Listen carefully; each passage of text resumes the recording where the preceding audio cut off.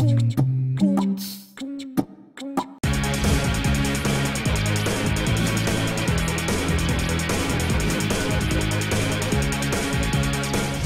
everyone, I'm Shay Hess and this is Hungry in Brooklyn. This week it's a game of heads or tails and we've got both because we're making whole trout. First we stop by our favorite sustainable seafood shop, the Lobster Place, to find out what to look for when buying the perfect fish. And then it's back over the bridge to Lodge for Cooking Trout 101. Finally, we head to the kitchen for a butterfly trout recipe that's impressive, easy, and delicious. Alright, off to Chelsea Market where our good friend Davis Heron of the Lobster Place shares his expertise on all things trout. Here we have two varieties of brook trout. This is a white meat brook trout and this is a red meat brook trout. They're both members of the salmon family. What is the difference between the red meat and white meat trout? The white meat trout is going to be very mild. It's going to have like a nut-like flavor to it. The red meat trout is going to be similar to an Arctic char, but a little bit more mild. So these are farmed trout. What's the difference between a farmed trout and a wild trout? Farm trouts, number one, are going to be a little bit smaller. These two varieties are going to be a little bit more mild than a wild trout. And are these farmed sustainably? They are farmed sustainably. They're farmed in ridgeways or ponds off of the Snake River in Idaho. There's natural circulation by gravity, so there's little risk of pollution or disease. There's little risk of the fish escaping and affecting wild stocks in the river.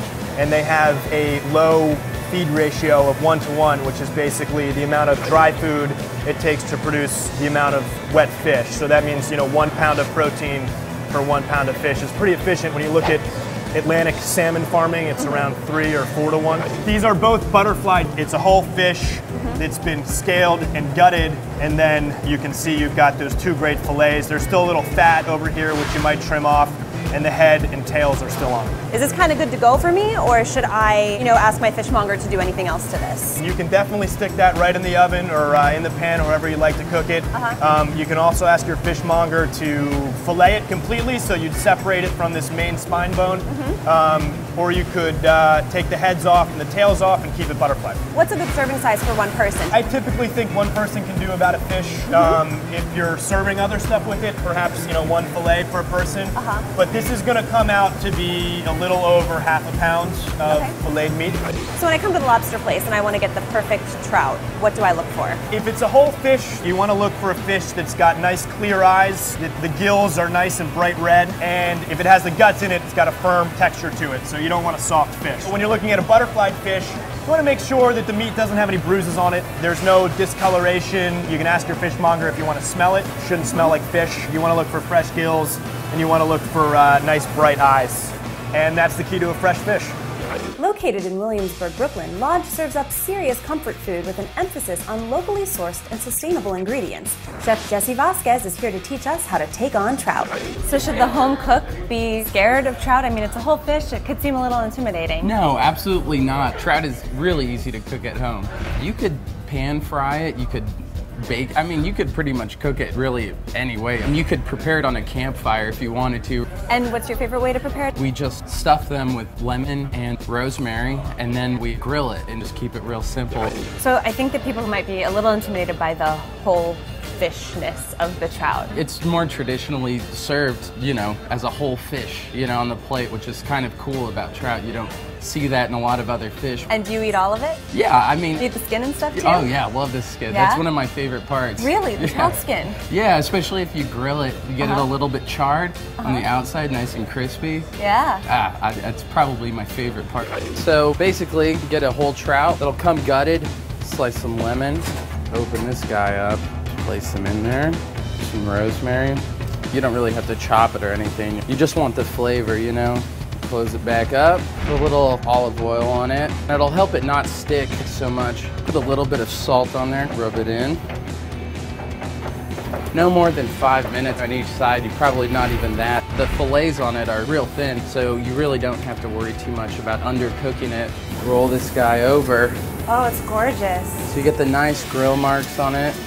The lemons are getting kind of charred, getting all that flavor. Beautiful. It looks awesome. Yeah, there it is, whole trout, easy.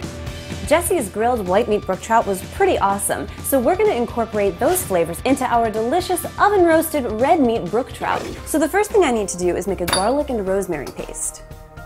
Just give it a rough chop because it's going to be pulverized in the end anyway. Next, a generous pinch of coarse salt and a crack of fresh black pepper. Now I'm going to take my mortar and pestle and really go to town on this. The salt helps really break up the garlic, which is why you want to use a coarse salt. And what this will also do is make it a little bit more mild. It won't be like you're biting into a chunk of garlic. So once that's turned into a paste, I'm going to take a sprig of rosemary, remove the leaves, give it a little chop to start it off. We're going to add this right to the mortar and pestle and do the same thing. So once this has all been incorporated, we're going to thin out the paste with just about a teaspoon or so of lemon juice and a drizzle of olive oil. You're looking for the consistency of a really thick marinade. So I have a 1 pound red meat brook trout here that I've had cleaned, gutted, and butterflied. So the first thing I need to do is cover the outside with olive oil. The olive oil will help to keep it from sticking.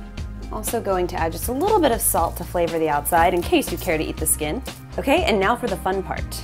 We're gonna take our marinade and rub it on the inside. Not only does it look beautiful, but it's gonna add amazing flavor. All right, finishing touch, we're just gonna stuff him with a little bit of lemon. All right, close him back up. And this guy's all ready to pop into a 450-degree oven for about 10 to 15 minutes or until the flesh is opaque and really flaky. Perfect. All right, moment of truth.